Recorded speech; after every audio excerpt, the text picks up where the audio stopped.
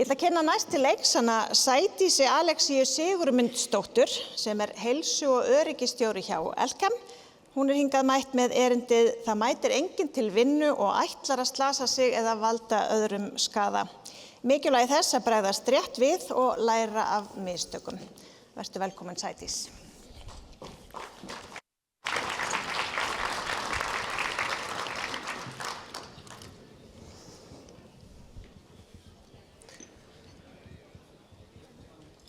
Jæja, góðan daginn og takk fyrir að leyfa mér að taka þátt í þessum degi hérna með ykkur. Algjörlega frábær erindi sem búið að fara hérna yfir sem að snúa öryggismálum sem okkar svona helsti brennidepill hér í dag. En við sem hér erum í dag leiðist nú seint að því að tala öryggismál og öllu sem því fylgir og því þetta tilefni hér alveg kjöruvettvangur til að læra hvort öðru, miðla okkar reynslu hérna á milli og kannski fá aðeins meira í bankan þegar kemur öryggismálum. En kannski aðeins mig. Ég með ákveðna menntun, viðskiptalögfræðingur sem kannski beint tengist nú ekki alveg öryggismálum. Líka með ákveðið framhaldspróf sem hjálpar mér kannski að vera betri leiðtogi og ég starfaði nú lengi vel í opinbera geiranum þar til ég breytti algjörlega stefnu og fór að vinna fyrir Elkem á Grundartanga. Hef verið þar núna í 4 ár, byrjaði nú fyrst í svona mannauðsdeildinni þar sem ég var með þjálfunarmál og snerti mjög mikið við öryggismál í því hlutverki og tók síðan við þessum öryggis- og heilsumálum hjá fyrirtækinu fyrir 2 árum síðan. En svona bakgrunnurinn minn mótast svolítið mikið að vinna náttúrulega með fólk, að styðja við fólk og fá kannski manneskju eins og mig í þetta hlutverk hjá fyrirtæki eins og Elkem sínu svona ákveðna stefnubreytingu. Og af hverju segi ég það? Jú, öryggismálin, þau snúa nefnilega mestmegnis fólk en ekki einvörðu regluverkið eða staðlana eða öryggisstjórnunina og mun ég svona aðeins í þessu erindi mínu í dag koma mikið að þessu mannlega þætti sem öryggismálin snúa aðalega En eins og kannski þið sjáu hér á glærunni þá fjallar erindi mitt þetta hér. Það ætlar enginn að mæta til vinnu til þess að valda sjálfum sér skaða, valda öðrum skaða. Og ég ætla svona að stikla svo stóru minn vinnustað og þá vegferð sem við erum á þegar kemur að öryggismálum og hann mun vera svona aðalega þennan mannlega þátt. Þannig að bara bear with me hér. Ég ætla reyna svona miðla líka til hvernig við erum að tækla öryggismálin, vinna með atvik og frávik, með áherslu að bregðast rétt við og kannski sterk tenging líka inn í erindi hans Páls hérna frá síldarvinnslunni hérna áðan með að bregðast rétt við og efla öryggisvitund fólks og hvernig við erum að draga lærdóm af atvikum. En höldum áfram. Aðeins Elkem, bara svona þannig þið skilja aðeins svona hvaðan við erum að koma. En Elkem í raun og veru alþjóðlegt fyrirtæki og starfa 7.000 manns á 29 framleiðslustöðum allan heim. Þetta norskt fyrirtæki að uppruna og eru meðal annars höfuðstöðvarnar þar og kjarnastarfsemin okkar sílikonframleiðsla. En ef við lítum aðeins kannski nær okkur hérna inn við landsteinana þá Elkem á Íslandi á Grundartanga í Hvalfirði. Hefur verið starfrækt hérna á Íslandi í 46 ár eða síðan 1979. Hjá okkur starfa 180 manns og við erum gríðarlega mikilvægur vinnustaður fyrir okkar nær samfélög og það bil 85% af starfsfólkinu okkar úr sveitarfélögunum á Vesturlandi. Margir kannast náttúrulega við kannski nafni Járnblendi félagið en við störfum náttúrulega lengi vel undir því nafni þar til að Elkem eignaðist félagið að fullu í kringum aldamótin. En við erum með 3 ljósbogaofna og erum við að framleiða 120.000 tonn af kísilmálmi árlega.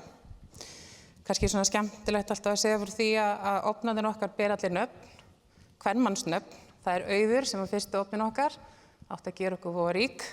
Svo kom Björg sem þurfti nú að bjarga Auði því það gekk ekki alveg upp fyrsta tilraunin og síðan það Kleópatra sem var 3. og síðasti ofnin sem var byggður hjá okkur. En það mikið búið að vera sagt hérna öll heil heim og mikið verið minnst á það og það algjörlega sem að pinpointast svona í hjarta á manni. Og öll heil heim alveg hugtak sem við flest könnust við. Og störfum við eftir því þessi vinnustarinn okkar ætti ekki að vera staður sem setur okkur í óþarfa hættu. Í vinnuumhverfi eins og okkar skipta öryggismálin höfuðmáli. Þau eru bara númer 1, 2 og 3. Og aðstæður hjá okkur eru svo langt í frá að vera hættulausar. En hvað erum við nú aðalega að fást við? Svona fyrir það fyrsta, þá stoppum við aldrei. Við erum að framleiða 24/7. Og svona stóra myndin kannski á því sem við erum að gera er það að við erum að tappa 18 gráðum heitum málmi úr ofnunum hjá okkur, þar sem við erum með fólki í framlínu við þau störf. Í kjölfarið síðan málminn hreinsaður, hann útsteyptur, malaður, sigtaður og pakkaður. Þetta svona kannski einfalda myndin svona í fljótu bragði, en vitaskuld margt flókið og margar áskoranir sem koma í þessu ferli hjá okkur. Þess aukalega vinnum við reglulega við hreyfanlegan búnað, við vinnum úr hæð, vinnum í lokuðum rýmum, hífingar, sinnum heitri vinnu. Aðstæður geta verið sprengiþumar hjá okkur út á svona örfínu ryki sem kemur í framleiðslunni hjá okkur. Stórar og smáar vinnuvélar sem reynir þá mjög gott umferðarskipulag, bæði gagnvart bara gangandi og akandi. En allt þetta alls ekki teljandi tali, en bara svo mikilvægt að ég held að við skiljum svona hvaðan við erum að koma og hver okkar daglegar áskoranir eru.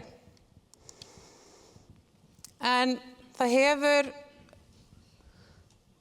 oft komið fyrir það að við höfum þurft að kljást við svokallaða svona fortíðardrauga, svona þegar kemur öryggismálum. Það sem þróun öryggismála hefur náttúrulega ekki alltaf náð til allra og margir sem starfa nú ennþá sem þessar öryggislöggur.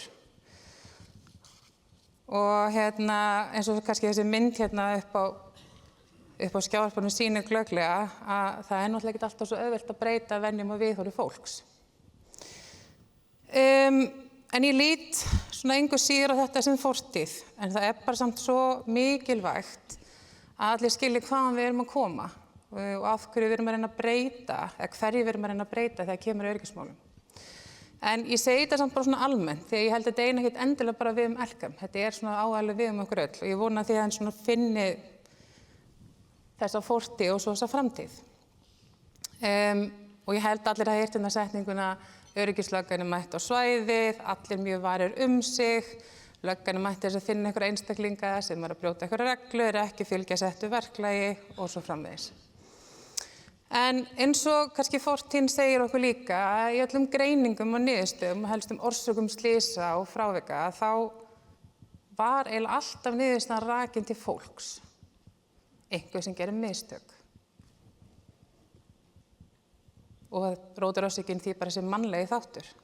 Fólki oftast kennt eitthvað þegar eitthvað fór úrskeiðis og fekk náttúrulega gjalda fyrir það sem gat leitt kannski til áminningar, brottreksturs og mótaði svona mikið kannski bara hræðslu og ótta stjórnun. Og í slíku umhverfi alveg áberandi að það alltaf gríðarlega mikið vantraust í gangi og fólk kannski síður líka að tilkynna einhver atvik eða frávik. En við berum aðeins saman þessar fortíðarhugsun og svo framtíðina í öryggismálum, þá höfum við hjá Elkem lagt mikla áherslu á vægileiðtogi þegar kemur að öryggismálum. Stuðla þannig að því að efla okkar leiðtoga og margir hér búin að tala ábyrgð stjórnenda og þeirra þá sem fyrirmyndir í að leiða öryggismálin áfram í fyrirtækjum og þetta talar algjörlega inn í það hvernig við erum að vinna eftir. Með þessari aðferðafræði stuðlum við að því að efla okkar leiðtoga og öll teymin sem að líka heyra undir þá, bæði í öryggisvitund og öryggishegðun og með þessu markvisst auki hjálpsemi stuðning þar sem öflug teymisvinna og ýmis umbótaverkefni sem hafa verið mjög þörf og útskrifuð. Öll líka okkar svona öryggissamtöl sem koma bara í fókusvikunar, fókusmánaðarins og svo framvegis alltaf tekið með jákvæðum hætti, með fókus og lærdóm og síðan þessar kerfislegar umbætur sem við getum þá farið í. En bara svo það sé sagt, ekki misskilja það sem ég að segja, þú veist ég að tala um hennar mannlega þátt og svoleiðis. Þessi öryggisstjórnunarpartur skiptir rosalega miklu máli, allt sem snýr að stöðlum og verklagsreglum, áhættumötum, áhættugreiningum, bara öll verkfærakistan þegar kemur að öryggismálum. En það skiptir samt svo miklu máli, enn meira máli, hvernig við vinnum síðan með öryggismálin, vinnum með fólkinu, þar sem við erum öll mannleg. Og það mannlegt að gera mistök og ég mun örugglega aðeins þylja á þessu í erindinu mínu. Og allt þetta snýst það hvernig við ætlum að bregðast við og hvernig við vinnum saman og vinnum að kerfislegum umbótum. En ef við horfum aðeins á þessa mynd, þá held ég get alveg fullyrt það hérna, allavega fyrir mig og ég veit ekki með ykkur, en ég svona vona það, að við vitum alveg hvar við viljum staðsetja okkur. Við viljum ekki vera þessar löggur þar sem ríkir traust, vantraust og hlutirnir ekki góðir. Við viljum vera leiðtogamenn, efla fólki, vinna með fólkinu okkar, vinna að umbótum sem leiða til þess að koma í veg fyrir alvarleg atvik. Það númer 1 hjá okkur. Þannig að vonandi eru þið á sama stað og ég hvað þetta varðar. En kannski aðeins, svona kannski nóg með þess að fortíðar drauga. Hvað erum við raunverulega að gera hjá Elkem? Fá mér 1 vatnssopa. Við horfum á öryggismálin í svona 3 meginþáttum. Og það er þessi öryggisstjórnunarkerfispakkin sem ég svo sem fylgdi upp aðeins áðan, sem að snýr að öllu því sem í okkar verkfærakistu, áhættumötum og þess háttar. Síðan það þessi öryggishegðunin, þessi mannlegi partur hjá fólki í tengslu við öryggi, til dæmis að nota búnað, fylgja reglum, tilkynna hættur og byggja svona aðalega líka á venjum og viðhorfi. Og síðan þessi öryggisvitund fólks sem snýr að skapa og viðhalda vinnuumhverfi sem allir meðvitaðir hættur, hafi skilning á hættunum og skilning á vinnuumhverfum og þau verkum sem eru að fást við.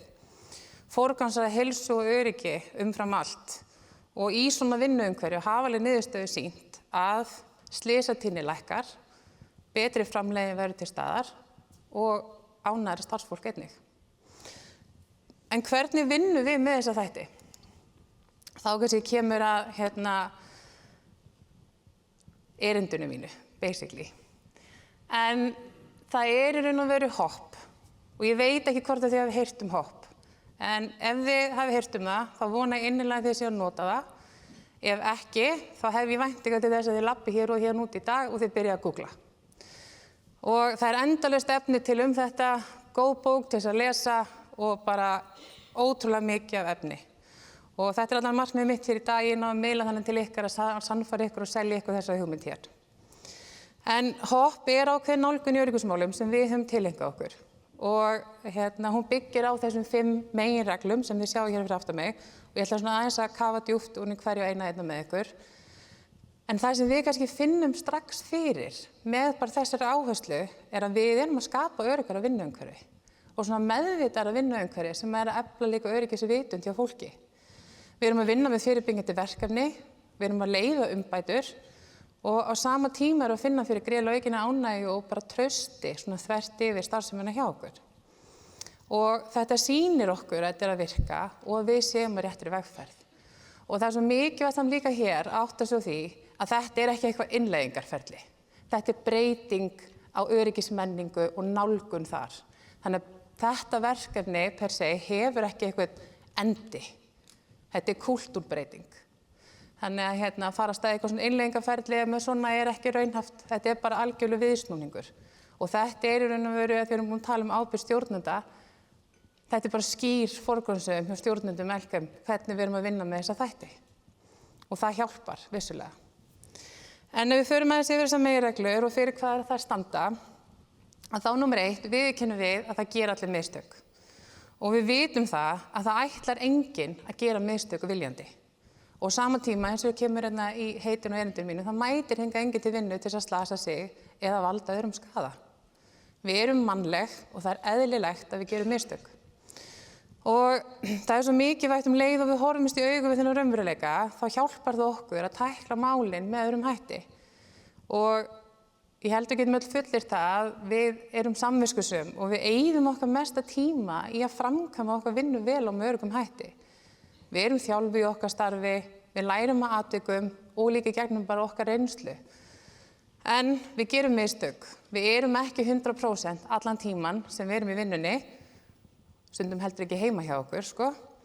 Við missum athygli, við förum kannski ekki eins að hlutunum, við gleymum því sem við vorum þjálfuð í. Við gleymum því sem ætlast til á okkur og við bara og stundum breytast líka vinnuaðstæðurnar þar sem við þurfum kannski að aðlaga okkur alltaf að einhverju breytingum. En þegar við gerum mistökin þá þurfum við að geta treyst á það að það eru góð varnarlög til staðar og það eitthvað, eða jafnvel einhver sem að bjargi okkur Og þetta eitthvað sem við þurfum alltaf bara að sætta okkur við og hjálpa staði að byggja upp það varnir til þess að koma í veg fyrir að mistök leiði til alvarlegs slys. Og við höfum alveg lent í atvikum þar sem hefði verið mjög auðveld lausn að benda á mistök starfsfólks og láta bara þar við liggja. En við höfum lyft slíkum atvikum upp bara með skýrum fókus á fyrirbyggjandi aðgerðir sem byggja þá upp þessi betri varnarlög gagnvart þessum mannlega þætti. Því að það oft bara mjög erfitt að treysta á hann, þannig að varnarlögin þurfa að vera sterk, svona kerfislega varnarlög. Og þetta þarf að virka líka þannig að þegar við erum að horfa á eitthvað sem það getur verið mjög alvarlegt slys sem gerist ekki neitt, að hvernig vinnum við með það til þess að hindra síðan líka aðri framkvæmd sem við mistökin. Og að ég er aðeins búin að sletta í kynningunni, biðst afsökunar á því, þetta kemur stundum þegar maður vinnur hjá ensku fyrirtæki, að þess að enskan mest töluð, þá ein setning sem að virkar oft bara betur sögð á ensku frekar en íslensku. Það hreinlega bara fix the work, not the worker. Ég bið ykkur að hafa þetta í huga og ég mun örugglega þylja á þessu svona þegar lengra haldið. En númer 2, ásakanir laga ekkert og það okkur mjög eðlislegt að vera mjög forvitin og segja hver gerði þetta? Af hverju gerði viðkomandi þetta? Ekki í lagi með þann sem gerði þetta? Við förum alltaf strax í eitthvað verður svona dómhörð í röddinni og forvitin á sama tíma. Og þetta kannski ágætt endilega bara vinnuna, við gerum þetta líka bara í daglegu lífi, sko. En við heimfærum þetta á svo vinnuna, við erum alveg lent í því að það kveik á svæðum hjá okkur eftir heitavinnu. Við erum með eldfim efni sem að geta komið af hráefnunum hjá okkur, þannig að heitvinna getur verið mjög áhættusöm og þetta getur haft mjög alvarlega afleiðingar í för með sér. Ef að ég myndi mæta á svæðið eftir að við höfum lent í slíku og byrja því að leggja tóninn þannig, af hverju undirbjóstu verkið ekki betur? Af hverju varstu ekki að stýra neistafluginu betur? Af hverju varstu ekki búin að undirbúa þessa vinnu nægilega vel? Það var algjörlega á hreinu að viðkomandi myndi örugglega aldrei leita til mín aftur. Hann myndi ekki bera mikið traust til mín og ég ekki einu sem viss um það að hann myndi tilkynna ef hann myndi lenda í einhver aftur. Ef ég myndi hins vegar mæta og byrja því að hlúa fólki, sýna samkennd og samúð, athuga hvort það væri í lagi með alla, hjálpa til við frágang á svæðinu, hjálpa til við að undirbúa verkið þannig að við getum unnið þetta með öruggum hætti og leiða þá umbætur með fólkinu, þá værum við að vinna saman að því að bæta öryggi með fyrirbyggjandi hætti, þar sem traust var til staðar. Þannig að til að byrja á því að kenna einhverjum mistök virkar ekki og munum bara að við erum mannleg.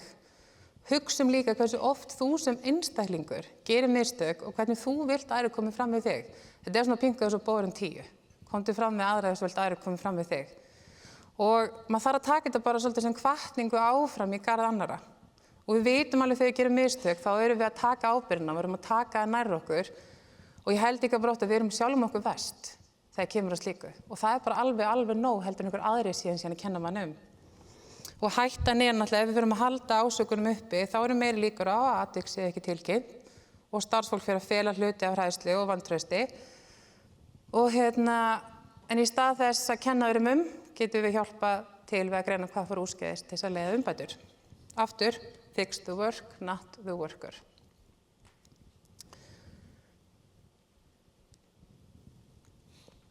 En þá númer 3, umhverfi mótar hegðun. Kortið ekki alltaf í takt við landslagið og óljósir að úreltir staðlar og verklagsreglur, krefjandi hönnun, vinnurými og búnaðar, stöðug framleiðsla, mönnun og þjálfun. Allt þetta hefur áhrif á hvernig við tökum ákvarðanir verk sem við erum að framkvæma. Og þetta gefur alltaf tilefni til einhvers konar afbrigða í verkum hjá okkur. En við náttúrulega reynum alltaf okkar best að aðlaga okkur að aðstæðum og leysa vandamálin, aðlaga okkur að breytingum og fínstilla okkur. Og síðan náttúrulega einnig að leysa verkefn bara með góðum og öruggum hætti. En með þessari meginreglu þá erum við líka að reyna að skilja hvað hefur áhrif á ákvarðanir fólks. Hvað ákvarðanir höfum við til dæmis tekið okkar svæðum sem að hafa áhrif á að það erfiðara að vinna verkin sem dæmi. Og við vitum almennt að fólk að taka mjög skynsamar ákvarðanir með mikilli vissu og aftur, það mætir enginn hingað til þess að valda sjálfur sér skaða eða öðrum. Við mætum ekki til þess að eyðileggja daginn fyrir samstarfsfélögunum okkar eða til þess að skemma eitthvað búnað. Og þegar við erum að sýna samkennd og forvitni og skilja aðstæður og ákvarðanir sem voru teknar, þá eigum við á okkur alltaf líka gruna að þær voru mjög skynsamar á þeim tíma sem voru teknar. Númer 4, að læra nauðsynlegt. Þetta búið stiklað eins á þessu líka í erindum hér á undan. Og að læra nauðsynlegt og það kannski ekki bara við hvort það sé atvik eða frávik sem hefur átt sér stað. Við þurfum að læra líka á núverandi vinnuaðstæður og hvernig við getum umbreytt þeim og stuðla öruggari vinnuaðstæðum fyrir fólk. En eins þegar við erum að vinna með atvik og frávik þá þurfum við að setja meira athygli á lærdóm atvikana. Og kannski bara meira en öryggismál hafa almennt leyft okkur út frá regluverki og stöðlum. Og við þurfum þá að fara í raun og veru hér frá hver og fara í hvað. Hvað gerðist en ekki hver ber sök. Tíma okkar má náttúrulega ekki vera varið í að laga röngu hlutina og við sjáum óteljandi verksmiðjur af því við deilum alveg atvikum hérna á milli verksmiðja hjá LKM, setja niður sömu leiðréttandi aðgerðirnar, endurþjálfa, uppfæra SOP, lagfæra stefnu. Ég ekki að segja þetta skiptir ekki máli, en erum við raunverulega að taka á vandanum sem til staðar. Það kannski það sem hefur verið að augra okkur aðeins að fara dýpra. Við þurfum náttúrulega bara að skilja áskoranir og hvað það sem veldur þá mögulega aukningu og mistökum og hvernig við getum bestur að vinna fyrirbyggjandi. 5. og síðasta, viðbrögð skipta máli.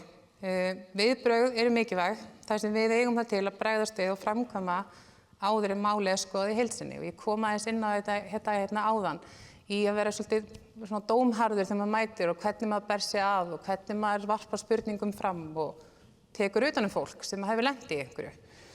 Og ef stjórnendur, leiðtogar, allir í fyrirtækinu vinna raunverulega því að stjórna viðbrögðum sínum við mistökum, skapast mun betra vinnuumhverfi. Það sem getum lært, þróast og vaxið. En viðbrögðin í fljótfærni fela nefnilega oft í sér þessar ásakanir, eins og ég er búin að koma inn á, og hindra þá dýrmæt tækifæri til lærdóms eða til þess að vinna að umbótaverkefnum. Og ef við getum stjórnað þessu viðbrögðum, þá getum við raunverulega breytt viðhorfi til öryggismála og skapa meira traust.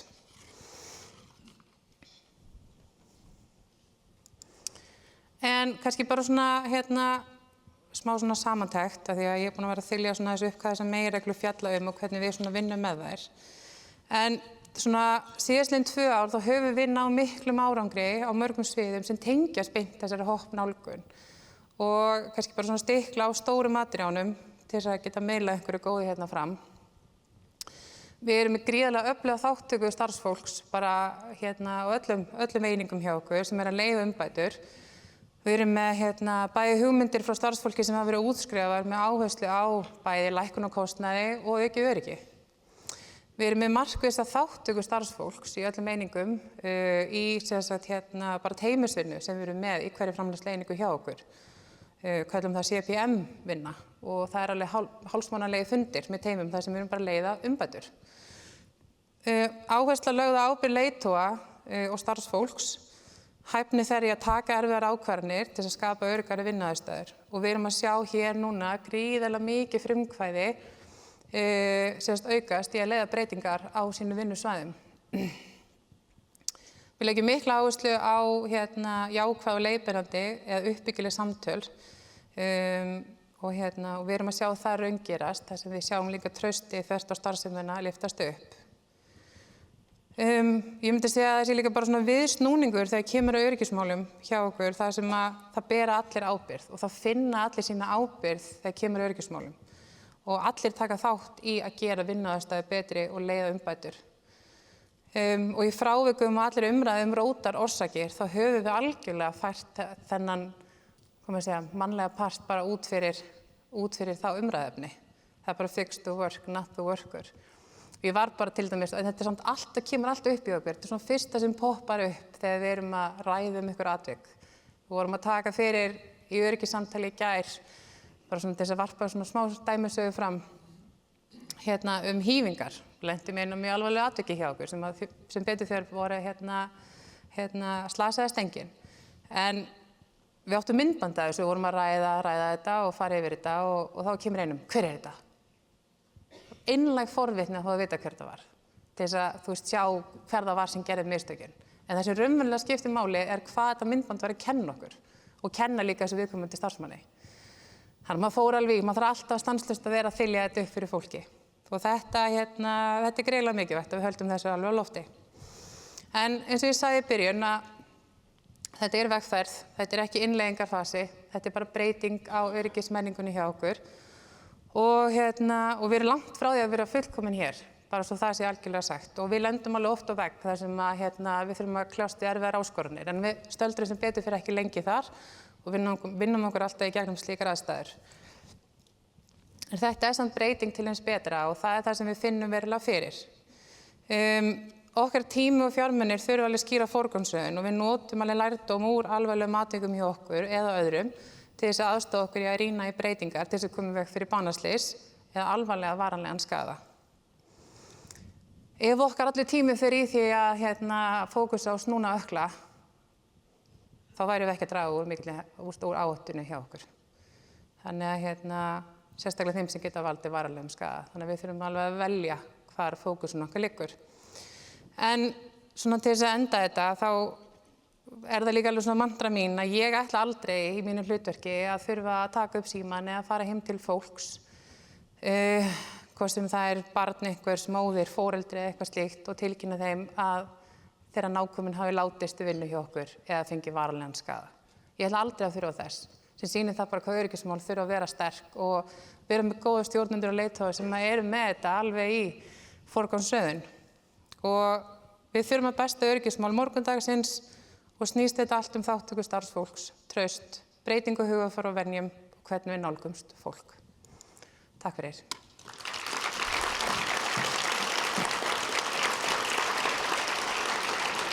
Kærar þakkir fyrir þetta Sædís, nú fyrir vel þráðbeint heim að kíkja á hopp. Hér meira svona athugasemd, heldur en spurning, frábær fyrirlestur, kærar þakkir. Já. Tekur það með þér heim. Höfum tíma hérna í eina. Hvernig takið þið á neikvæðri öryggishegðun? Það er að segja þegar starfsfólk fylgir illa eða ekki gildandi öryggismenningu. Við fáum bara svona stutt svar við því ef það er til. Er til stutt svar við þessu? Ég veit það ekki. Þetta er náttúrulega alltaf mjög snúið og mjög matskennt hvernig við tæklum þetta og fer mjög eftir kannski bara, er þetta eitthvað sem hefur verið algengt hjá viðkomandi starfsmanni, ákveðin neikvæð öryggishegðun eða eitthvað slíkt. Þú veist, mér stæla svona þurfum að fylgja myndinni, þannig við reynum svolítið að skoða líka bara forsöguna bak við hvern einstakling áður en við grípum til einhverja ráðstafana. En við erum ekki að fara í einhvers konar, það hefur ekki verið tíðkast í okkur. Við tökum leiðbeinandi samtöl, við ræðum málin á jákvæðum nótum og lyftum þannig upp. En þetta getur verið erfitt og getur verið fín lína. En ef þetta er svona neikvæð hegðun sem vex upp, þá mögulega þarf að grípa eitthvað inn í. En sem betur þeir hefur ekki reynt á það. Nei, yfirleitt hægt að leysa málin með góðu samtali. Já. Flott. Skulum gefa Sædísi gott klapp. Takk kærlega fyrir þetta.